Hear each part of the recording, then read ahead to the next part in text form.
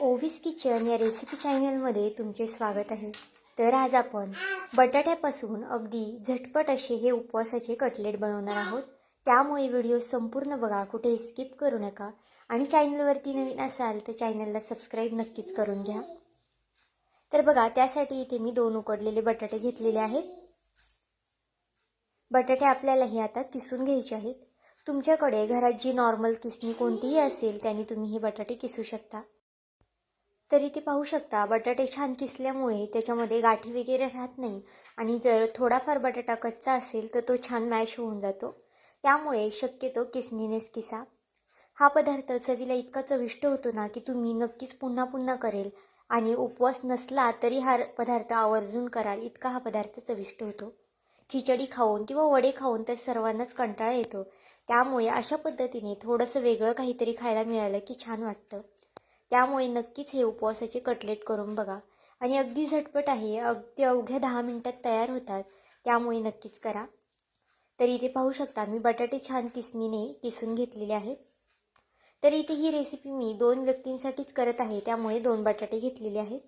तुम्ही जर जास्त लोकांसाठी बनवत असाल तर त्यानुसार इथे तुम्ही साहित्य कमी किंवा जास्त करू शकता। तर पाहू शकता, आता दोन्ही बटाटे आपले छान असे उकडून किसून झालेले आहेत। आता हे बटाटे आपण किसलेले अशाच पद्धतीने प्लेटमध्ये ठेवून देऊया आणि जे घरात शाबूस तांदळासाठी आपण जे शाबूस तांदूळ यूज करतो खिचडीसाठी, तेच इथे मी शाबूस तांदूळ घेतलेले आहे। तर 2 बटाट्यासाठी इथे मी अर्धी वाटी शाबूस तांदूळ घेतलेले आहेत। जर बटाटे खूप जास्त मोठ्या साईजचे असतील तर तुम्ही 1 वाटी शाबूस तांदूळ घेतले तरी सुद्धा चालणार आहे। आता हे शाबूसचे तांदूळ आपण मिक्सरच्या भांड्यात टाकून रवाळ ह्याची पेस्ट अशी रवाळ हे वाटून घेऊया। जर शाबूचे तांदूळ हे सादळलेले असतील तर ते थोडेसे गरम करून आणि नंतर थंड करून सुद्धा तुम्ही ते वाटू शकता, म्हणजे त्याची छान अशी रवाळ ह्याची भरड तयार होते। आता बघा, हे वाटून झालेलं आहे। आता आपण हे बटाट्यामध्ये टाकून घेऊया। अगदी पीठ देखील नाही आणि अगदी जास्त जाड देखील नाही, अशाच पद्धतीने तुम्ही सुद्धा हे करून घ्या।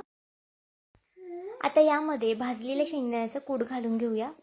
तर अगदी आपण शाबूस तांदळाच्या खिचडीला ज्या पद्धतीने कूट करतो तसाच इथे कूट करून घ्यायचा आहे आणि जितकं आपलं शाबूस तांदळाचं पीठ झालं तितकाच इथे मी कूट घेतलेला आहे। याचप्रमाणे जर प्रमाण वापरलं की तुमचे हे पीठ अगदी पातळ देखील होणार नाही आणि घट्ट देखील होणार नाही। आता यामध्ये 4 ते 5 हिरव्या मिरचीच्या इथे मी ठेचा करून घेतलेला आहे। जर तुम्ही उपवासासाठी जिरं वगैरे खात असाल तर तुम्ही इथे जिरं सुद्धा ॲड करू शकता। आता यामध्ये चवीनुसार मीठ घालून घेतलेलं आहे आणि थोडीशी अगदी साखर घातलेली आहे। साखर घालणं अगदी ऑप्शनल आहे, तुम्ही घालणार असेल तर घाला किंवा स्किप केली तरी सुद्धा चालेल। आता हे आपल्याला असंच पाणी किंवा दही कशाचाही हात न लावता असंच मळून घ्यायचं आहे। जर व्हिडिओ इथपर्यंत बघितला असेल आणि थोडा जरी आवडला असेल तर प्लीज व्हिडिओला 1 लाईक 1 सबस्क्राईब नक्कीच करून घ्या। तुमचं एक लाईक 1 सबस्क्राईब हे नवीन यूट्यूबरसाठी खूप जास्त मोलाचं असतं आणि तुम्ही माझे व्हिडिओ कुठून पाहत आहात हे सुद्धा मला कमेंट करून सांगायला विसरू नका। तर बघा, अगदी अशा पद्धतीने छान दाबून दाबून आपल्याला हे हातानेच मळून घ्यायचं आहे। तर इथे पाहू शकता, छान असा ह्याचा गोळा तयार झालेला आहे। अशा पद्धतीने दाबून दाबून मळलं ना की ते छान असं एकसारखं होतं आणि जास्त हाताला देखील चिटकत नाही। आता आपण इथे थोडंसं अगदी तूप घेऊया। तुम्ही तुपाऐवजी तेलाचा हात लावला तरी सुद्धा चालणार आहे, म्हणजे आपण जे कटलेट करणार आहोत ना ते आपल्या हाताला चिकटणार देखील नाही आणि अगदी सहज तयार होतील।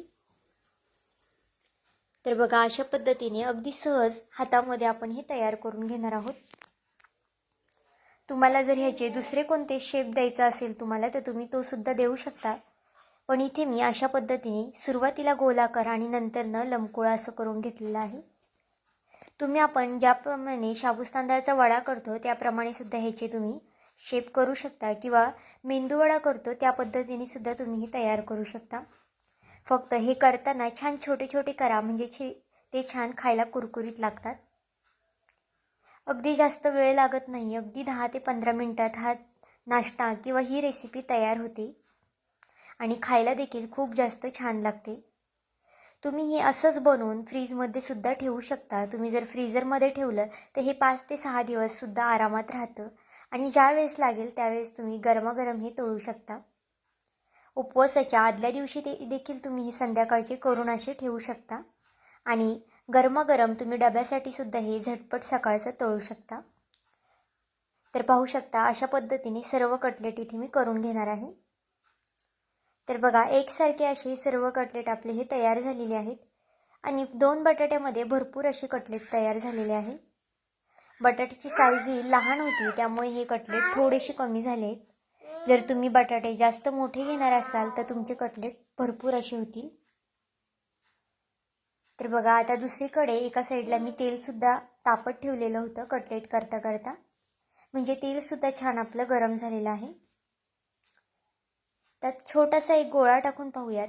गोळा वरती आला की तेल आपलं छान आणि व्यवस्थित असं तापलेलं आहे. आता यामध्ये एक एक कटलेट आपण सोडून घ्यायचं आहे.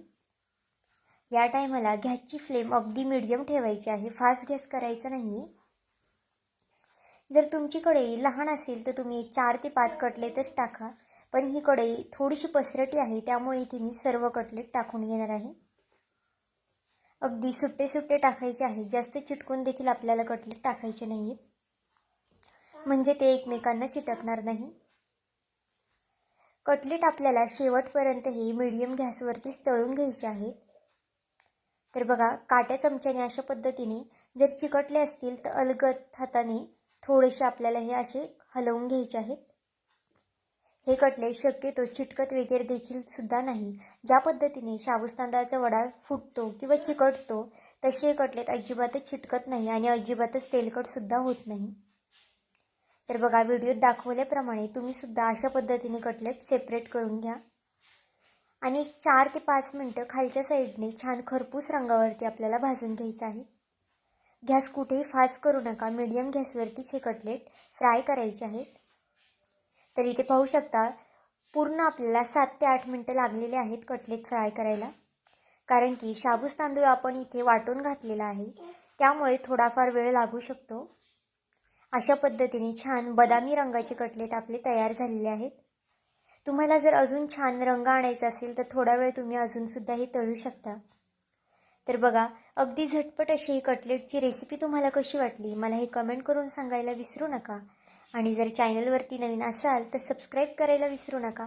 भेटूया आपण पुन्हा एका नवीन रेसिपीसोबत.